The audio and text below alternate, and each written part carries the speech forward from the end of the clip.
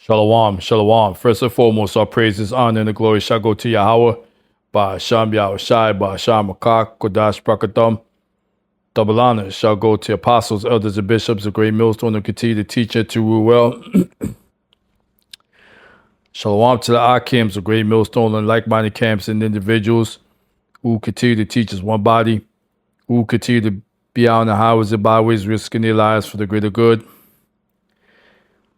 Shalom to sincere Aqua, to continuously learning in silence, as the Holy Scriptures have commanded for you to do so. And also shalom to the true believers and subscribers of this true gospel, for this should be considered a true blessing from the higher power. This is Azariah Gabar, representing the King is Coming channel, back at it with another lesson for edification purposes. All right, so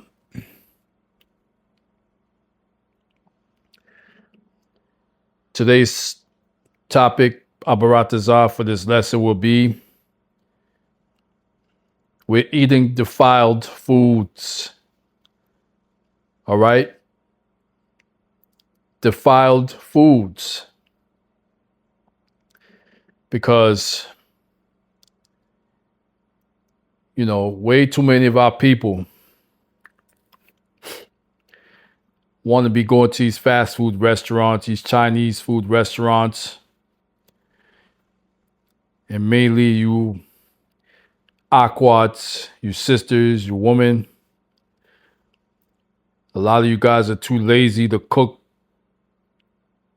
a true nutritious meal for not only your husbands, but for your own children and yourselves as well. All right? And this is causing, to me, I call it a pandemic amongst Yasharala, as far as poor diet, which will result in medical issues, severe medical issues, like diabetes, high blood pressure, things of the like. All right? We're too lazy to cook, to even boil water, let alone cook a decent meal. Okay? So what you see on this screen here is McDonald's, looks like a triple Whopper or double Whopper with fries and a Coke. Textbook ingredients for illnesses, all right? So the title for this video is How Fast Food Has Destroyed Black America. You heard? So before I proceed with this video, fair use of the 1976 Copyright Act. For this video, strictly for education and edification purposes only. I'm not making a dime off of this video. You heard? So I'm going to play this video in its entirety. Then Abaratazah, pull up a scripture, a precept to back up what I'm talking about, and we'll close out. All right? So let's go. Quick meals for busy families. The American dream of efficiency and affordability. But what if I told you that behind those golden arches and secret recipes was something much darker? What if fast food wasn't just feeding America? It was systematically destroying Black America, one neighborhood at a time. Picture this. It's 1968. Dr. King has just been murdered. Over 100 cities are burning. When the smoke clears, something strange happens in Black neighborhoods across America. The grocery stores don't come back. The banks don't return. The insurance companies refuse to cover new businesses. But somehow, mysteriously, the fast food chains start moving in. Not immediately. They're smarter than that. They wait just long enough for people to get desperate. Then they arrive like saviors, offering cheap food and franchise opportunities to communities that had been abandoned. If you need full dentures but can't deal with the endless expensive dentist visits, you need to see this. Oh, damn it. I used to hide my mouth by everyone else. This wasn't an accident. This wasn't market forces. This was a calculated takeover that would span decades and destroy generations. While white suburbs got fresh supermarkets and family restaurants, black neighborhoods got drive-throughs and dollar menus. They called it urban development. They called it economic opportunity. But what it really was the creation of a new kind of segregation. One that didn't care where you sat, but controlled what you ate, how long you lived, and whose pockets your money filled. By the end of this video, you'll understand how fast food corporations helped build a system of economic control that makes the old Jim Crow look simple by comparison. Let me take you back to April 4th, 1968. Martin Luther King Jr. is dead, and America is on fire. Detroit, Chicago, Baltimore, Washington, D.C., over 100 cities explode in rage and grief. When the National Guard finally leaves and the curfews are lifted, entire business districts in black neighborhoods have been reduced to ash and rubble. But here's what they don't teach you in history class. Most of those businesses never came back. The insurance companies showed up with their clipboards and their calculations, took one look at the damage, and made a decision that would reshape Black America forever. They refused to pay out claims. They canceled policies. They redlined entire neighborhoods, declaring them too risky for coverage. Without insurance, banks wouldn't loan money for rebuilding. Without loans, there could be no new grocery stores, no pharmacies, no restaurants. The very businesses that had anchored these communities for generations were effectively banned from returning.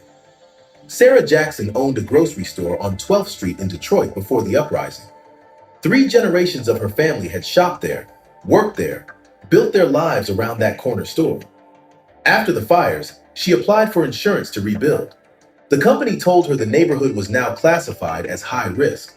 The premium would cost more than her entire annual revenue. Sarah Jackson never reopened her store. Neither did the Johnson family's restaurant down the street. Neither did the Williams Brothers pharmacy on the corner. Multiply Sarah's story by thousands, and you begin to understand what really happened in the aftermath of 1968. This wasn't just property damage. This was economic amputation.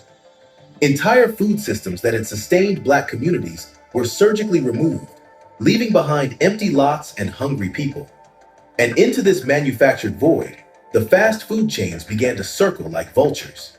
But that's just the beginning of how they weaponized black hunger for profit. If you want more hidden stories like this, subscribe to Black Stories Untold. Now, back to how corporate America turned tragedy into opportunity. The first McDonald's in a black neighborhood wasn't built in 1968. That would have been too obvious, too cruel even for them. No, they waited. They studied. They let the desperation marinate for a few years, while white families fled to the suburbs, taking their grocery stores and sit-down restaurants with them.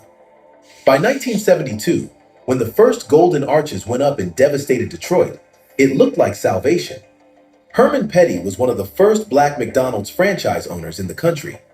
In 1972, McDonald's corporate approached him with what seemed like the opportunity of a lifetime. They would help him open a restaurant in his own community. They would provide training, marketing support, and the backing of America's fastest growing restaurant chain.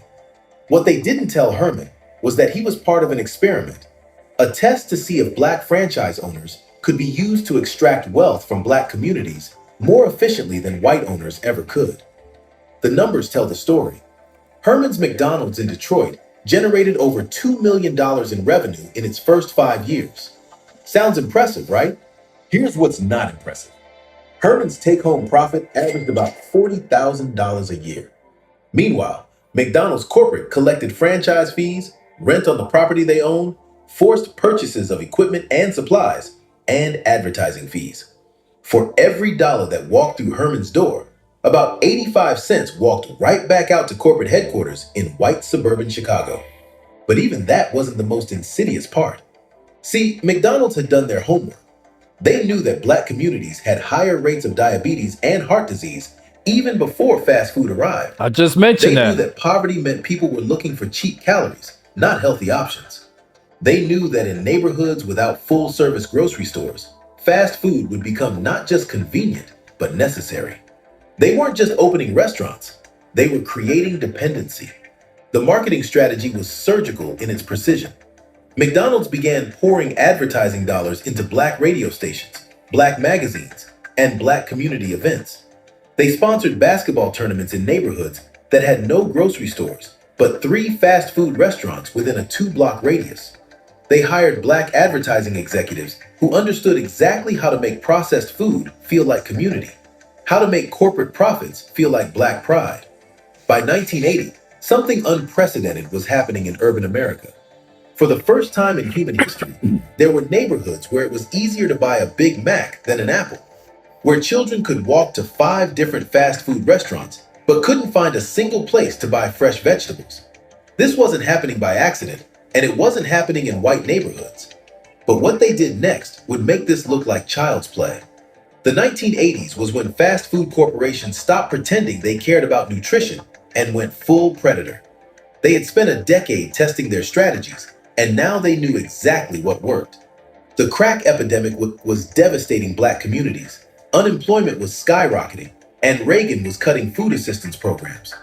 Families that were already struggling now faced even deeper poverty, and the fast food industry saw opportunity. That's the sound of an American oil company. We're hard at work. Want to be a part of it? Listen. No. Hello, my name is Adam Fro. KFC launched a marketing campaign specifically targeting what they called urban consumers. Internal documents from the era, obtained through later lawsuits, show they studied shopping patterns, family structures, and even welfare payment schedules to maximize their marketing impact. They learned that many families received government assistance on the 1st and 15th of each month. Yep. So they timed their promotions accordingly. They weren't just selling food. They were designing a system to capture as much government assistance money as possible. Burger King took a different approach. They focused on children. Their marketing research showed that brand loyalty formed as early as age 3, and that children in single-parent households had more influence over family food decisions. So they flooded black neighborhoods with playgrounds, birthday party packages, and toys designed to create emotional connections between toddlers and burgers. They were literally programming the next generation to crave processed food. But McDonald's was the most ruthless of all. They pioneered what marketing experts now call cultural embedding. They didn't just advertise to black communities, they made themselves seem essential to black culture. They sponsored church events, community festivals, and school fundraisers. They hired black celebrities not just for commercials, but to become public advocates for the brand. When a McDonald's opened in your neighborhood, they made it feel like a black business, even though every important decision was made by white executives in suburban boardrooms. The results were exactly what they had planned. By 1990, the average black family was spending nearly twice as much of their food budget on fast food as white families. Children in black neighborhoods consumed fast food an average of 3 times per week, compared to once per week for white children. And the health consequences were starting to show. Obesity rates in black communities began climbing faster than anywhere else in America.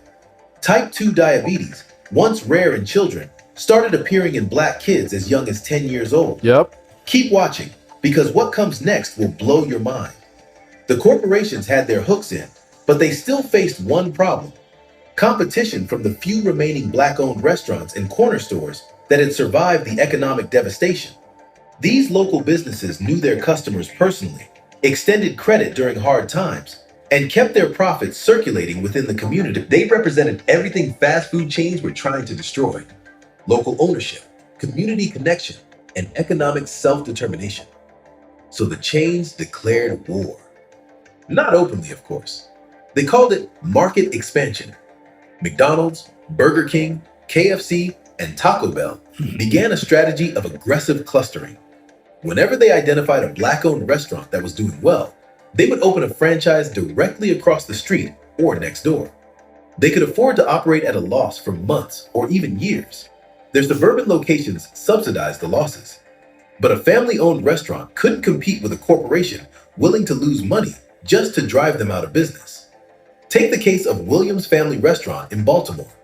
For 23 years, the Williams family had served their neighborhood soul food, hired local teenagers, and supported community events. In 1985, McDonald's opened directly across the street. Within 6 months, a KFC opened next door. The Williams family watched their customer base evaporate as people chose convenience and lower prices over community connection. Within 2 years, Williams Family Restaurant was forced to close. This pattern repeated in city after city, neighborhood after neighborhood. Local restaurants that had survived urban renewal, white flight, and economic disinvestment finally succumbed to corporate warfare. And with each closure, another piece of Black economic independence died. But the fast food industry wasn't satisfied with just controlling where people ate. They wanted to control the entire food landscape.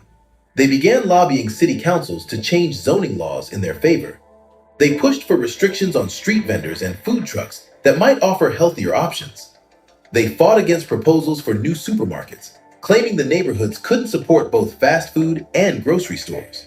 In Detroit, documents later revealed through Freedom of Information Act requests show that McDonald's corporate lawyers helped write zoning legislation that made it nearly impossible for full-service grocery stores to open in certain neighborhoods, while making fast food restaurant permits almost automatic. They weren't just opening restaurants, they were rewriting the laws to ensure they would never face real competition again. The most devastating part was how they weaponized Black entrepreneurship against Black communities. Yep. The franchise system was designed to look like Black ownership while maintaining white control. Black franchise owners took all the financial risk, worked 80-hour weeks, and faced community backlash when people realized how unhealthy the food was. Meanwhile, corporate executives collected guaranteed profits and maintained plausible deniability. If anyone complained about fast food destroying Black health, they could point to Black franchise owners and claim it was Black-owned business. And this is where everything connects. By 1995, the transformation was complete. Neighborhoods that had once sustained themselves with locally owned grocery stores, restaurants, and markets now depended entirely on corporations headquartered in white suburbs. Money that had once circulated within Black communities, supporting Black jobs, Black entrepreneurs, and Black wealth building, now flowed out every single day to shareholders who had never set foot in these neighborhoods. The health consequences were exactly what any rational person would have predicted, and exactly what corporate executives had to have. Do not buy physical gold. I have 23,000 ounces of silver and 250 ounces of. known would Shut happen. up. Obesity rates in Black communities doubled between 1980 and 2000. Oh, yeah. Diabetes rates tripled. Heart disease, stroke, and hypertension all skyrocketed. Emergency rooms in Black neighborhoods began seeing children with diet-related diseases that had previously only affected adults. But here's the most insidious part. When Black communities started dying from diet-related diseases at unprecedented rates, the same corporations that had created the problem positioned themselves as the solution. They introduced healthier options like salads and apple slices, Or the while keeping their Abkeo. core menu exactly the same. They funded studies on childhood obesity that somehow never mentioned the role of fast food marketing. They donated money to Black health organizations, ensuring that criticism would be muted. This wasn't just business, this was systematic extraction. Fast food corporations had figured out how to turn Black poverty into white wealth, Black hunger into corporate profits, and Black death into shareholder dividends. They had created a system more efficient than slavery at extracting value from Black bodies. Slaveholders at least had to keep their property alive and healthy. Fast food corporations could work their consumers to death and simply find new ones. The numbers are staggering when you see them all together. Between 1970 and 2000, an estimated $400 billion flowed out of Black communities and into fast food corporate coffers. That's money that could have built Black-owned grocery stores, Yep. funded Black restaurants, supported Black farmers, and created generational wealth for Black families. Instead, it built mansions in white suburbs for executives who viewed Black customers as nothing more than profit centers. That's it. And the most tragic part? It worked so well that other industries started copying the model. Payday loan companies, rent-to-own furniture stores, and predatory cell phone companies all studied what fast food had done and applied the same strategies. Create dependency, extract wealth, blame the victims. This is why fast food became the new Jim Crow. The old system required signs and laws to maintain segregation.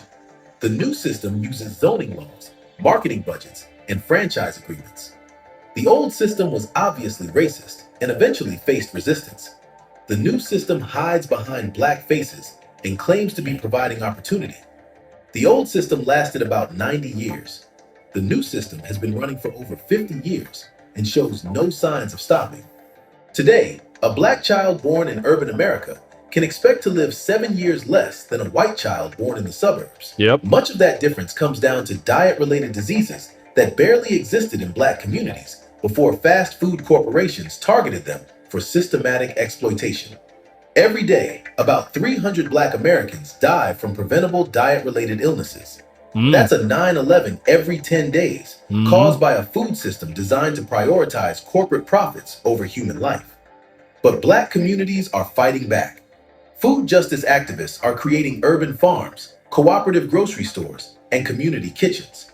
They're demanding that cities limit fast food density and require corporations to pay living wages. They're teaching children to grow their own food Yep. and cook their own meals. That's what's up. They're rebuilding the food sovereignty that was stolen from their grandparents. The corporations are scared. They're spending millions on lobbying and public relations to maintain their stranglehold on black neighborhoods. They know that if black communities break free from their control, the entire system of extraction collapses. That's why they fight so hard against every urban farm, every cooperative grocery store, every effort to rebuild local food systems. The story of how fast food destroyed Black America isn't over. It's being written right now in every neighborhood where people are choosing community over convenience, health over habit, and liberation over corporate control. The question is, which side of that story will you be on? If you want more stories about how corporations exploit Black communities while pretending to serve them, click the video on your screen now. If you're a New York driver with 0 DUI, potential savings. Oh, shut up. All right, so that was a very interesting history lesson about how fast food restaurants were established in the Jake communities, as you have watched and listened to, okay? So basically, Esau Edom, the wicked man that he is, had Jake's doing his dirty bidding, okay? For his financial purposes. And unfortunately, like that narrator said, it's costing a lot of our people their lives, even their limbs, because of obesity, diabetes, high blood pressure, which lead to stroke and other ailments. You heard? So I like to cue up a precept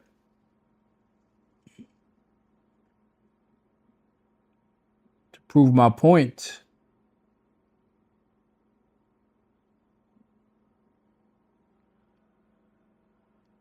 Ezekiel chapter 4, verse 13, and it reads, "And this was a time when Jerusalem was under siege from the heathen nations." And it reads, "And the Lord said, even thus shall the children of Israel eat their defiled bread among the Gentiles, whither I will drive them."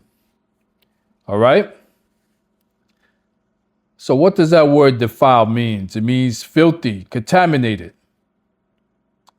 So this is exactly what McDonald's and all these other fast food restaurants, that's what they are. They're defiled.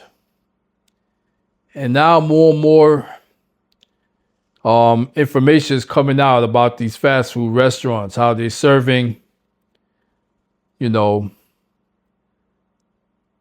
alternative meats. Let's put it that way. They're serving human meats, GMOs, genetically modified organisms, okay?